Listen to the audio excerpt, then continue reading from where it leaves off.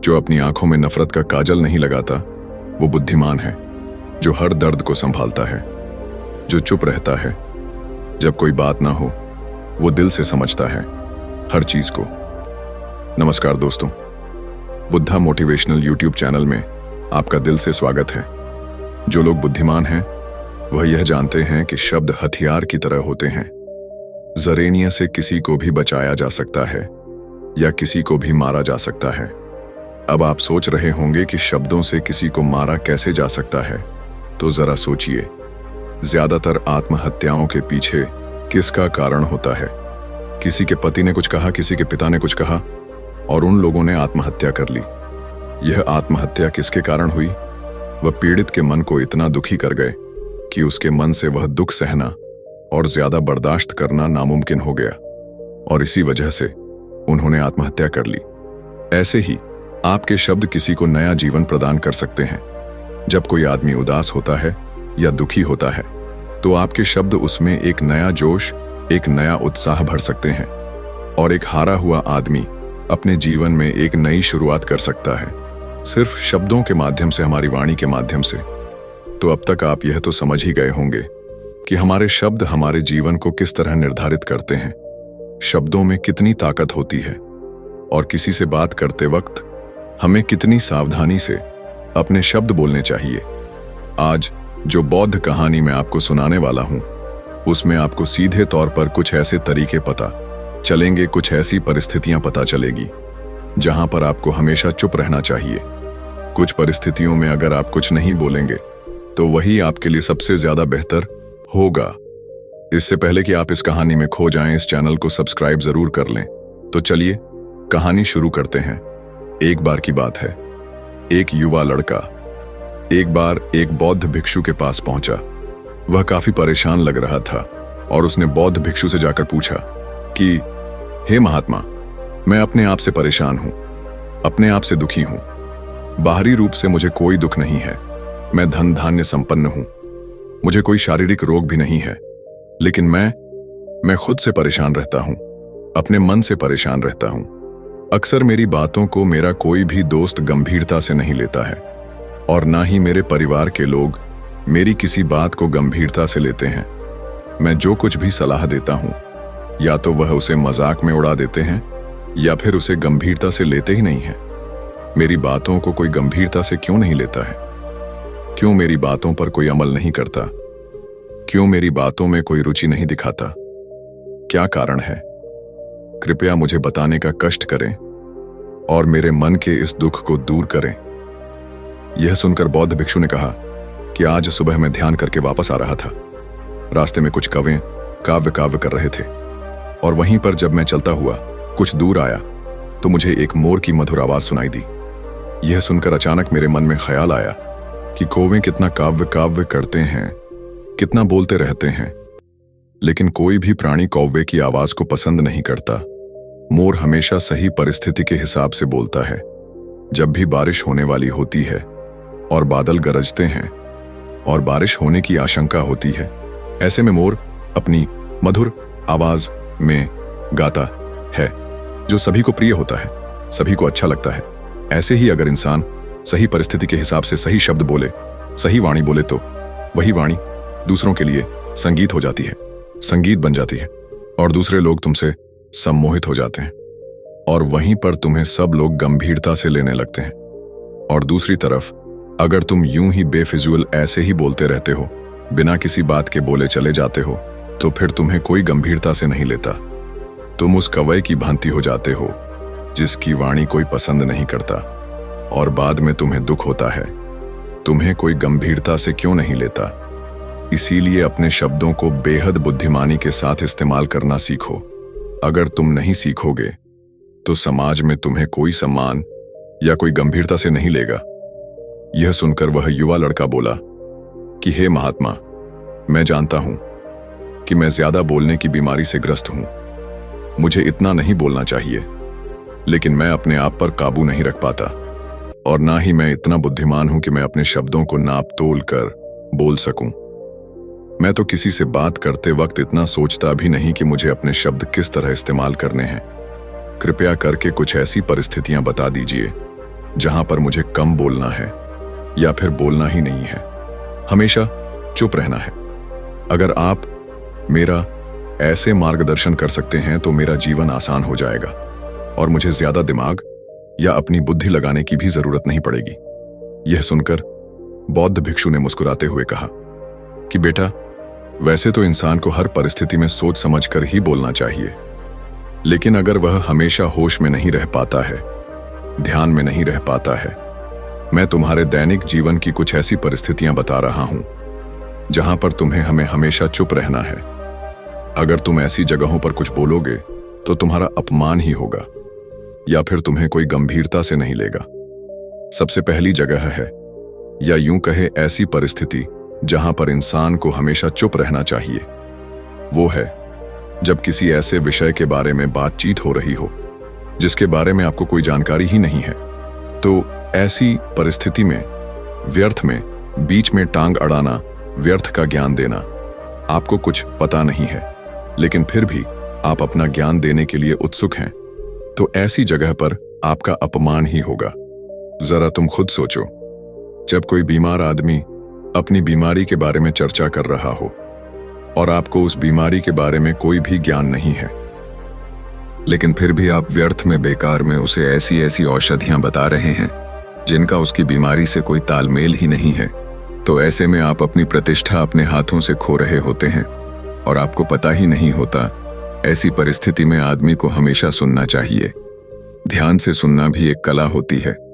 अगर आप सुनने का दिखावा करेंगे तो कहीं ना कहीं सामने वाले आदमी को यह एहसास हो जाता है कि यह मेरी बात पूरे ध्यान से नहीं सुन रहा है।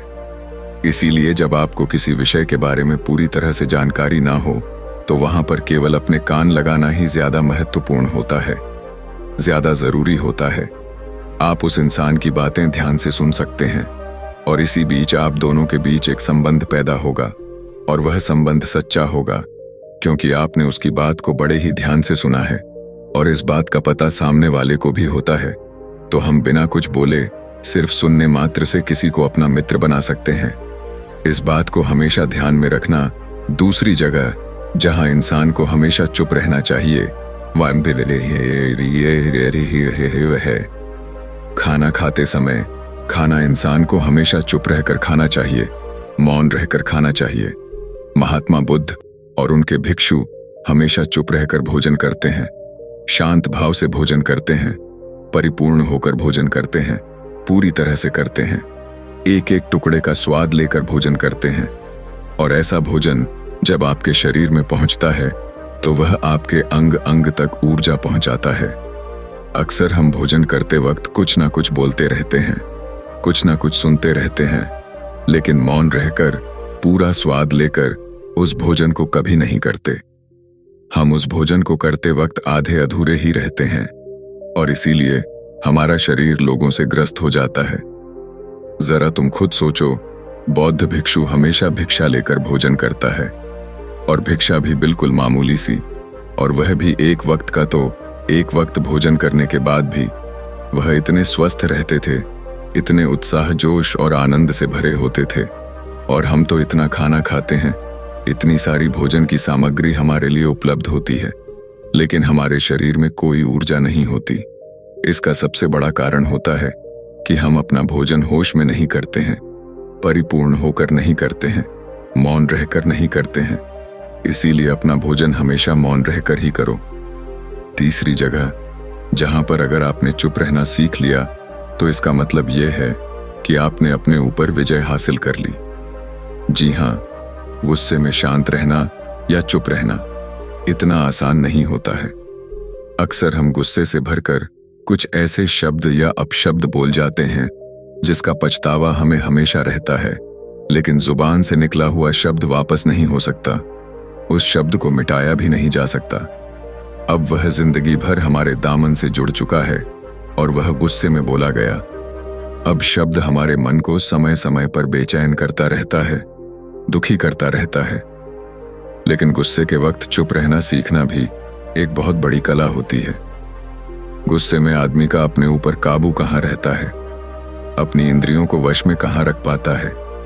इसीलिए इस कला को आप तभी सीख सकते हैं जब आप गुस्सा भी होश में रहकर कर पाएं जब भी आपको गुस्सा आए, आपके दिमाग में सिर्फ एक ही बात आए कि मुझे चुप रहना है, मुझे किसी से कुछ गाली गलौज नहीं करना है, किसी को कोई अपशब्द नहीं बोलना है। और जब यह विचार गुस्से के साथ जुड़ जाता है और धीरे धीरे यह आदत बन जाता है, तो आप अपने गुस्से को भी काबू में करना सीख जाते हैं। जब भी कभी गुस्सा आए तो किसी को कुछ बोलने की बजाय कुछ शारीरिक व्यायाम करना शुरू कर दो। उछलना, भागना, दौड़ना, जिम करना, कुछ भी। आप ऐसा व्यायाम कर सकते हो जिसमें आपका शरीर थक जाए। आप पाएंगे कि जब आपका शरीर थक जाता है तो आपका मन भी शांत हो जाता है। आपने उस गुस्से की ऊर्जा को एक सकारात्मक रूप दे दिया, और यही बुद्धिमान व्यक्ति की पहचान होती है, जो दूसरों के तानों से भी अपना घर बना लेता है, अपनी कामयाबी के रास्ते निकाल लेता है। वही सच में बुद्धिमान आदमी है, जो जहर को भी दवा बनाकर इस्तेमाल करना सीख जाए। वही असली बुद्धिमान होता है। चौथी जगह, जहां आप चुप रहेंगे तो आपके लिए वही सबसे ज्यादा बेहतर होगा जब चार लोग आपस में बैठकर बातें कर रहे हों। कोई बैठक कर रहे हो तो वहां पर जब चार लोग बात कर रहे होते हैं, चारों लोग एक साथ तो बात कर नहीं सकते। एक बार में एक व्यक्ति बोलेगा और तीन सुनेंगे, तभी वह बैठक कामयाब हो पाएगी, तभी वह चर्चा सही रूप में आगे बढ़ पाएगी।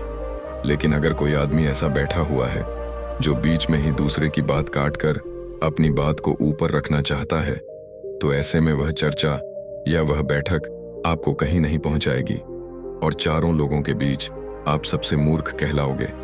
अगर आपको अपनी बात कहनी है तो सामने वाले को अपनी बात पूरा करने दो, उसके बाद अपने विचार रखो। यही एक भद्र पुरुष या फिर कहे अच्छे आदमी की पहचान होती है। और आखिरी जगह, अगर हमारे माता पिता हमें कुछ कह देते हैं, हमारे बड़े बुजुर्ग हमें किसी बात पर डांट देते हैं या हमें थप्पड़ भी मार देते हैं, तो ऐसी जगहों पर आपका चुप रहना ही उनके प्रति सम्मान दिखाएगा, उनके प्रति आदर का भाव व्यक्त होगा। अगर आप उनके सामने उनका विरोध कर देते हैं, उनका प्रतिरोध कर देते हैं, तो वह गुस्सा तो थोड़ी देर बाद शांत हो जाएगा, लेकिन वह कही गई बात, वह विरोध किया हुआ शब्द या फिर कुछ भी उल्टा सीधा हमेशा आपके मन को सताएगा, और आपके माता पिता को हमेशा यही लगेगा कि ये हमारी इज्जत नहीं करता, हमारी बात नहीं मानता, क्योंकि ये कमाने लग गया है, ये बड़ा बन गया है। ऐसी ऐसी बातें उठेंगी, ऐसे ऐसे तंज कसे जाएंगे। इसीलिए ऐसी जगह पे आप मौन रहिए, चुप रहिए, कुछ मत बोलिए। अपने गुस्से को अपने अंदर ही पी लीजिए, कुछ व्यायाम कर लीजिए, भाग लीजिए, दौड़ लीजिए, आपका मन अपने आप शांत हो जाएगा। आखिर में बौद्ध भिक्षु ने अपनी बात को खत्म करते हुए कहा कि कम शब्दों में अपनी भावनाओं को उतारना सीखो। शब्द हथियार की तरह होते हैं, बोलो तो होश में बोलो, ध्यान में बोलो। जीवन शैली ऐसी बना लो कि आप जब भी बोलो पूरे होश में रहकर बोलो, पूरे आनंद के साथ बोलो, पूरे प्रेम के साथ बोलो। ऐसी वाणी बोलो जो दूसरे के दिल को ठंडक पहुंचाती हो, दूसरे के मन को भी शांत कर देती हो, और वह तभी संभव है जब आप प्रतिल होश में रहकर बोलेंगे। इसके बाद वह युवा लड़का बौद्ध भिक्षु के सामने नतमस्तक हो गया और उनको प्रणाम करते हुए अपने घर वापस लौट गया।